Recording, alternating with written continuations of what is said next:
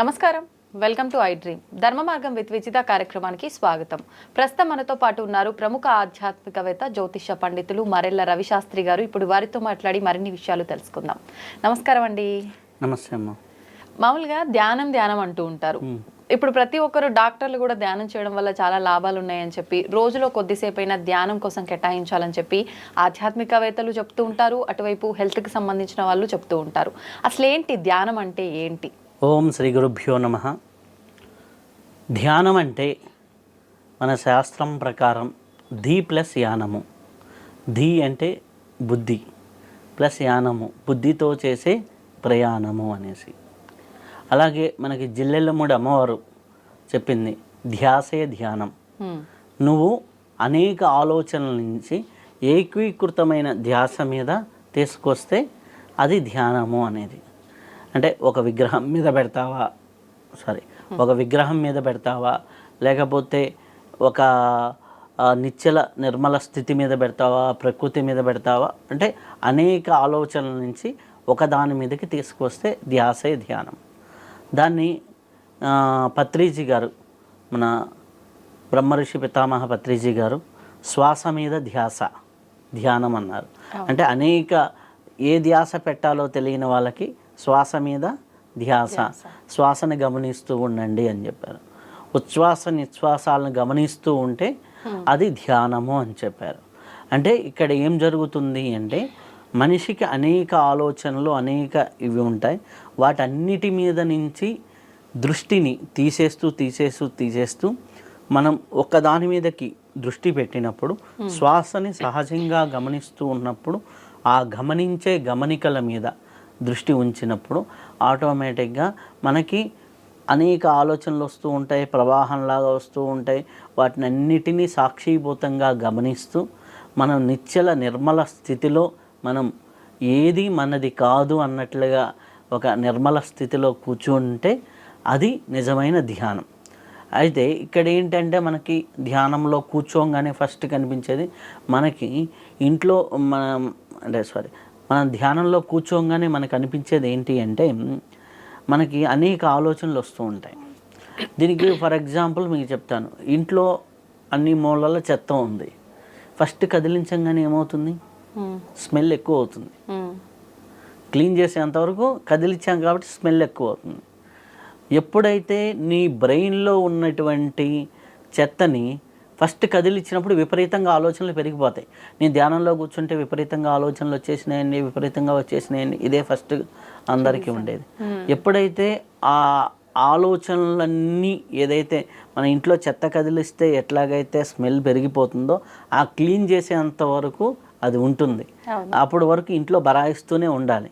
అలాగని నీకున్నటువంటి ఆలోచనలన్నీ ఒక్కసారి నువ్వు నిర్మల స్థితి కూర్చోవాలంటే నీకున్నటువంటి ఎమోషన్స్, నీకున్న బంధాలు, నీకున్న బాధ్యతలు అన్నీ వచ్చి నీ కళ్ళ ముందర కనిపిస్తూ ఉంటాయి. వాటిని అన్నిటినీ వదిలేస్తూ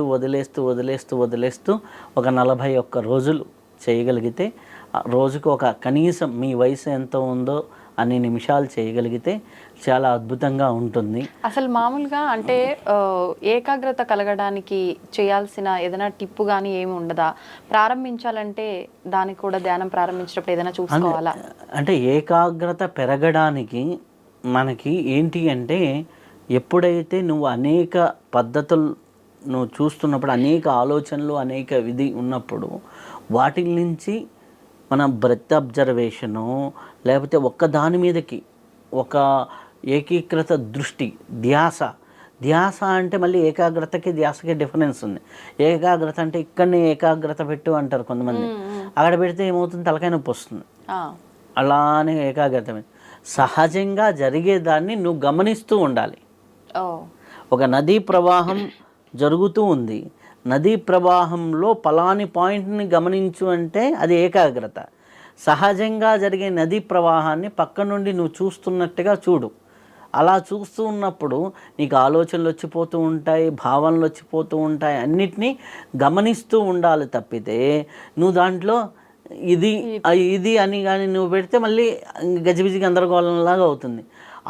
రావడానికి టైం పడుతుంది.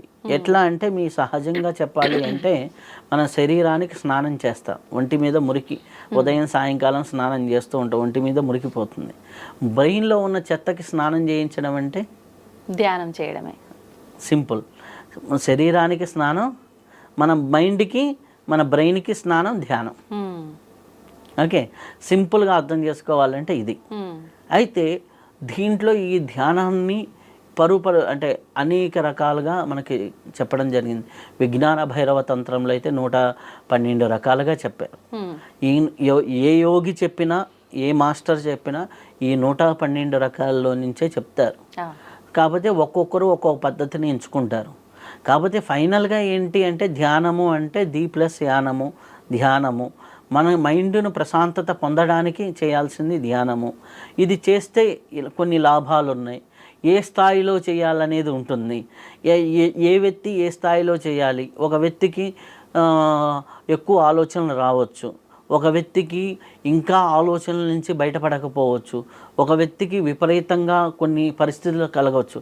అది రైట్ గురువుతో కోఆర్డినేట్ చేసుకుంటే చాలా బాగుంటుంది.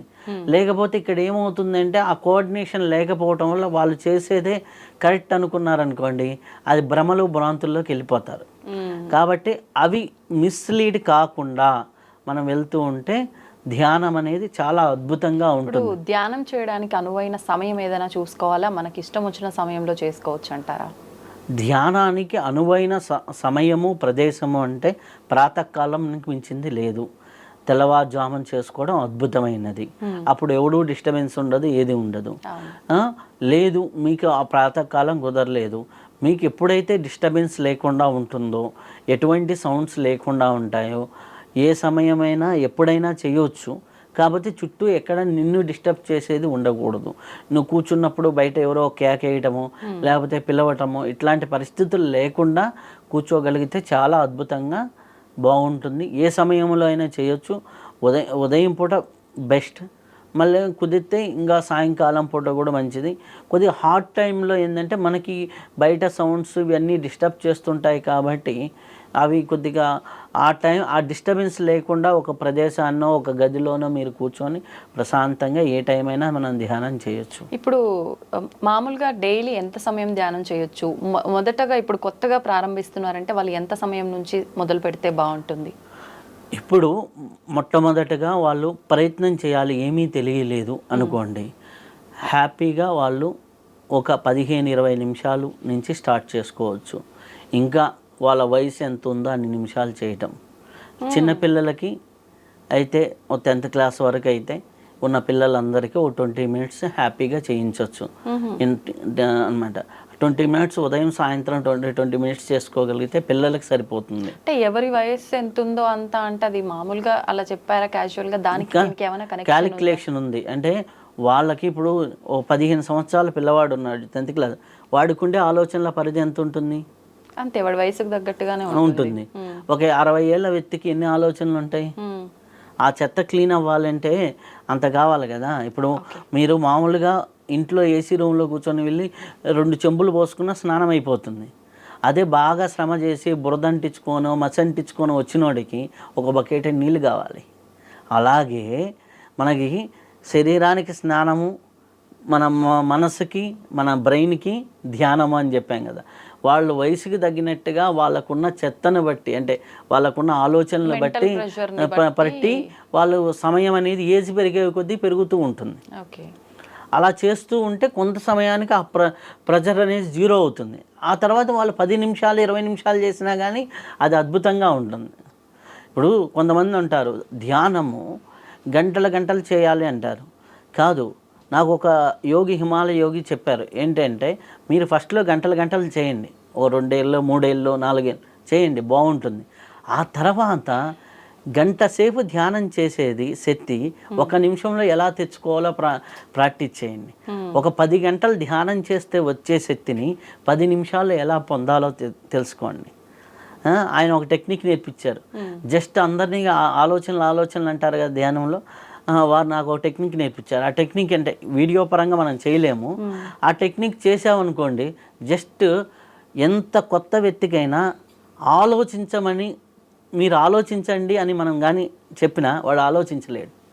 అంత సాధారణ స్థితిలో ఉంటారు. అంటే అంత నిర్మల స్థితిలో అయిపోతాడు. ఓకే. అంటే మీరు ఆలోచించండి, ధ్యానంలో కూర్చోబెట్టి నాకు ఆలోచనలు వస్తూ ఉంటాయి అంటారు సహజంగా. ఆ ఆలోచనలే మీరు ఆ టెక్నిక్ చేసి ధ్యానంలో కూర్చోబెడితే మీరు ఆలోచించడానికి ప్రయత్నం చేయండి. ఆ టెక్నిక్ ఏంటో చెప్పండి కదా, అంటే ప్రాక్టికల్ గా అవసరం లేదు. ప్రాక్టికల్గా మనకేంటంటే నాడుల మీద ఉంటుంది. ఆ నాడుల మీద ఒక్కొక్కరికి కొద్దిగా చేంజెస్ అవుతాయి. కాబట్టి నేను ఇక్కడ ఈ ఒక నాడు చూపించాను అనుకోండి, ఇంకొక నాడు చేశాను అనుకోండి, తేడాలు వస్తాయి. అందుకని ప్రాక్టికల్గా కష్టం ఉంది. అందుకని చెప్పేటప్పుడే నిపుణుల పర్యవేక్షణలో జరగాలంటారు. అంటే ప్రాక్టికల్గా అంటే ఎదురుగా చెప్పినప్పుడు దాని ఇంపాక్ట్ వేరుగా ఉంటుంది. ఇప్పుడు చెప్పామనుకోండి, నేను ఇడానాడు అంటే వాళ్ళకి ఇడానాడు ఏదో తెలియనప్పుడు, పింగళనాడు అంటే పింగళనాడు ఏదో తెలియనప్పుడు మొత్తానికి తేడాలు వస్తాయి. సుషుమ్నాడు ఏదో తెలియాలి, ఇడా పింగళ సుషుమ్నాడులను బ్యాలెన్స్ చేయాలి. ఆ బ్యాలెన్స్ చేసి కూర్చోబడినప్పుడు ఆటోమేటిక్గా left brain right brain neutral అయిపోతుంది. న్యూట్రల్ అయినప్పుడు మనకి జాగ్రత్త, సుషుప్తి, స్వప్న, తురియ అనేది వ్యవస్థలు ఉంటాయి. ఈ వ్యవస్థలో మనం యాక్టివ్గా ఉన్నప్పుడు జాగ్రత్త వ్యవస్థ ఉంటుంది, మనం యాక్టివ్గా. మనకి స్వప్న వ్యవస్థ, నిద్రలో కళలు వస్తూ ఉంటాయి, మనం నిద్రలో యాక్టివ్గా ఉంటాం. అక్కడ నిద్రలో యాక్టివ్గా ఉంటాం, స్వప్నంలో.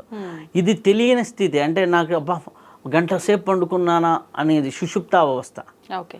ఇది దాటిన స్టేటు తురియం. ఆ తురియం స్టేట్లో నిలబట్టమే నిజమైన ధ్యానం. అంటే సుమారుగా ఎవరి సాధనను బట్టి వాళ్ళకి ఆ స్టేజ్కి వెళ్ళడానికి ఎంతకాలం పట్టే అవకాశం ఉంటుంది? ఒకడికి ఒక రోజులో పట్టొచ్చు. అంటే వారు పూర్వజన్మ సుకృతం, పూర్వజన్మలో మంచి సాధన చేసి వచ్చారనుకోండి, ఒక రోజులో పట్టొచ్చు. రైట్ గురువు అనుకోండి, ఒక రోజులో తీసుకెళ్ళిపోవచ్చు.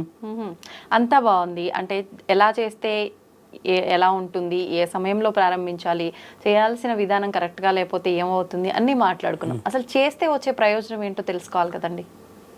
చేస్తే వచ్చే ప్రయోజనాలు ఫస్ట్ మనం చూసుకున్నట్లయితే మానసిక శాంతి, గజిబిజి ఆలోచనల నుంచి ఒక ప్లానింగ్లోకి వచ్చేస్తాం.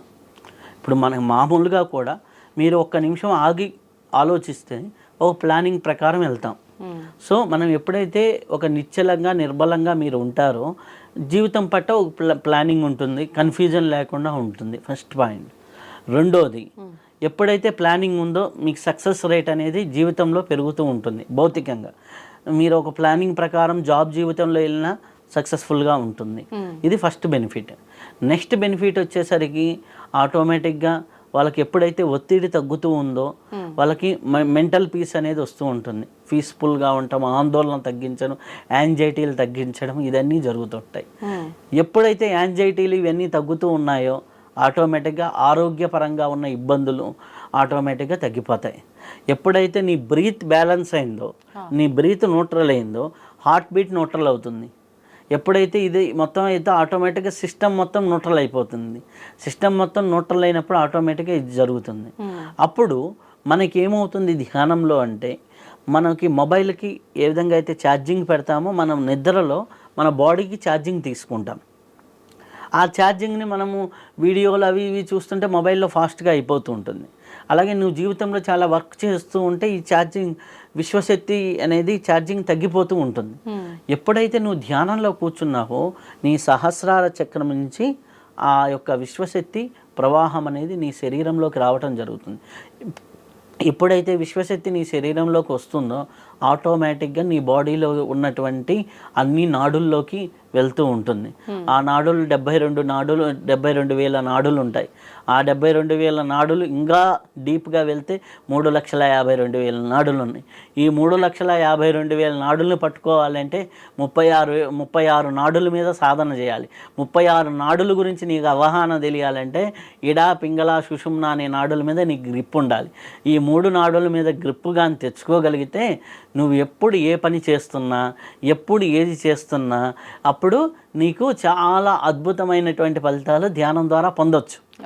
కాకపోతే ఇక్కడ ఏంటి అంటే ఆ అద్భుతమైన ఫలితాలు పొందాలనుకోండి, ఆ ప్రాక్టీస్ అనేది కరెక్ట్గా ఉండాలి. ఆ ప్రాక్టీస్ కరెక్ట్గా చేయగలిగితే చాలా అద్భుతంగా ఉంటుంది. ఆ అద్భుతం అనేది మాటలతో చెప్పలేమన్నమాట.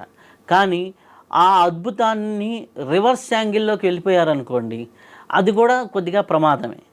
ఆ రివర్స్ యాంగిల్ లేకుండా ప్రాక్టికల్గా చేసుకుంటూ వెళ్తూ ఉంటే చాలా అద్భుతంగా ఉంటుంది. దానికే మనం చేస్తుంది కరెక్టా కాదా అనేది మనం రైట్ గురువుల్ని టచ్ చేసుకుంటూ గురువుల పుస్తకాలు చదువుకుంటూ చేస్తూ ఉంటే చాలా అద్భుతంగా ఉంటుంది. దీనికి బెస్ట్ ఏంటంటే ఎవరైనా కొత్తగా ధ్యానం నేర్చుకోవాలనుకుంటే ది స్పిరిచువల్ రియాలిటీ అని యూట్యూబ్లో ఒక యానిమేటెడ్ మూవీ ఉంది. అంటే అది చాలామంది గురువులు కలెక్టివ్గా కరెక్షన్ చేసినటువంటిది. దాదాపులో ఒక 50-60 మంది గురువులు కరెక్షన్ చేసినది. 57 నిమిషాలు ఉంటుంది. ఫస్ట్ 25 మినిట్స్ ధ్యానం ఎలా చేయాలి, ధ్యానం చేస్తే ఏం లాభాలు, ధ్యానం చేస్తే ఎట్లాంటి ప్రయోజనాలు ఉంటాయి అనేది ఉంటుంది. ఆ తర్వాత ఇంకా ఇన్డెప్త్ స్పిరిచువల్ టాపిక్స్ కూడా ఉంటాయి అన్నమాట. అప్పుడు ఏమవుతుంది, ధ్యానం చేసినప్పుడు ఫస్ట్ విశ్వశక్తి ఎంటర్ అవుతుంది. ఆ విశ్వశక్తి శరీరంలో నాడుల్లోకి వెళ్తుంది. నాడుల్లో ఒక్కో చోట ఇచ్చింగ్ ఫీలింగ్స్, ఒక్కో చోట వచ్చేసి పెయిన్స్, నొప్పులు ఇవన్నీ వస్తుంటాయి. అంటే ఎక్కడెక్కడైతే డ్యామేజ్ అయిందో అక్కడ క్లీన్ చేస్తున్నప్పుడు ఆ పెయిన్స్ ఇవన్నీ ఉంటాయి. ఆ తర్వాత ఆ నాడులు ఎప్పుడైతే క్లీన్ అయ్యి స్వచ్ఛత పొందాయో ఆటోమేటిక్గా చాలా తేడా ఉంటుంది. ఇక్కడేంది, నాడులు అనగానే చాలామందికి నాడులకి నరాలకి తేడా తెలియదు. మన ప్రాణశక్తి ప్రవాహాలు నాడులు, బ్లడ్ సర్క్యులేషన్ దమనలు సిరలు ఇవేమో నరాలు. ఓకే, మనకి నరాలు కనిపిస్తాయి, నాడులు కనిపించవు. మనం నాడి కొట్టుకుందంటారు, నరాలు కొట్టుకున్న అనరు. ఇవి బేసిక్ పదాలు స్పిరిచువాలిటీలో గ్రిప్ లేకపోతే అన్నీ కలిపి కొట్టేస్తారు, తేడాలు ఎక్కువైపోతాయి. నాడుల జంక్షన్ పాయింట్లే చక్రాలు అంటారు. ఒక్కొక్క చక్రము ఒక్కొక్క గ్రంథికి మళ్ళీ అనుసంధానమై ఉంటుంది భౌతిక శరీరంలో. మన డాక్టర్స్ ఈ గ్రంథుల గురించే మాట్లాడతారు, చక్రాల గురించి మాట్లాడతారు. చక్రాల గురించి మాట్లాడతాం. ఆ చక్రాలు దాంట్లో ప్రాణమయ కోశంలో ఉంటాయి. ఆ ప్రాణమయ కోశం గురించి మనకు పంచకోశాల గురించి గ్రిప్ రావాలి. పంచకోశాలు అది ఒక పెద్ద టాపిక్. ఓకే ఓకే ఇదంతా కూడా అంటే మొదలు పెడితే వెళ్ళిపోతూ ఉంటుంది. ధ్యానం వల్ల ముఖ్యమైన ప్రయోజనాలు ఏంటంటే మానసిక ప్రశాంతత ఫస్ట్ లెవెల్. సెకండ్ లెవెల్లో నీకు లైఫ్ పట్ల ఒక ప్లానింగ్ ఒక అద్భుతంగా ఉంటుంది. రెండోది వచ్చేసరికి ఆరోగ్యపరమైనటువంటి బెనిఫిట్స్ ఉంటాయి. మూడోది వచ్చేసరికి ఎప్పుడైతే నీకు ప్లానింగ్ ఉందో సక్సెస్ అనేది జీవితంలో అవుతావు. ఎప్పుడైతే నీ సక్సెస్ అనేది పెరుగుతూ వెళ్ళిపోతుందో ఆటోమేటిక్గా జీవితంలో నీ లక్ష్యాలు నీ ఉన్నతి అనేది పెరుగుతూ ఉంటుంది. నీలో శక్తి ఎక్కువయ్యే కొద్దీ నీలో అండర్స్టాండింగ్ లెవెల్ పెరుగుతాయి. నీలో మాట తీరు మారుతుంది. నీ సంకల్పాల్లో మార్పులు మారుతాయి. పనికిమాలిన ఆలోచనలు కట్ అవుతూ ఉంటాయి. అలాగే పనికిమాలిన ఫ్రెండ్స్ కట్ అవుతూ ఉంటారు. ఇది నేను చేస్తున్నది సరైనదా కాదా అనే విచక్షణ జ్ఞానం పెరుగుతుంది, వివేకము పెరుగుతుంది, బుద్ధి పెరుగుతుంది. బుద్ధి పెరగటం వల్ల మానసిక ఆలోచనల స్థాయి పెరుగుతుంది. ఆలోచన స్థాయి పెరగటం వల్ల నీ క్యారెక్టర్ వాల్యూస్ పెరుగుతాయి. నీ క్యారెక్టర్ వాల్యూస్ పెరగటం వల్ల నువ్వు తెలియకుండానే నీ పనిలో నిబద్ధత, పనిలో చేసే విధానంలో మారుతుంది. ప్రవర్తన మారుతుంది, నీ పద్ధతి మారుతుంది. ఓవరాల్గా ఒక మనిషే కొత్త తరంగా కొత్త విధంగా మారిపోతాడు. అది కరెక్ట్గా చేసి ధ్యానాన్ని చేస్తుంటే ఇవి మీ జీవితంలో జరగలేదనుకోండి, నేను ధ్యానం చేస్తున్నా ఈ పరివర్తన రాలేదు నా జీవితంలో, ధ్యానానికి ముందర ధ్యానం తర్వాత పరివర్తన రాలేదు, నేను ధ్యానానికి ముందర ధ్యానం తర్వాత నా జీవితంలో ఎటువంటి మార్పులు రాలేదు, నాకు ఆర్థికంగా మార్పులు రాలేదు, మాట తీరులో మార్పులు రాలేదు, ఆలోచనలో మార్పులు రాలేదు అంటే మీరు చేసే ధ్యానాన్ని ఒక్కసారి చెక్ చేసుకోండి, కరెక్ట్ చేస్తున్నామా లేదా. ఓకే, అది చేసుకుంటే సరిపోతుంది. సంతోషం అండి. నిజంగా ధ్యానంకి సంబంధించిన విషయాలన్నీ కూడా చాలా చక్కగా వివరించారు. ధన్యవాదాలు.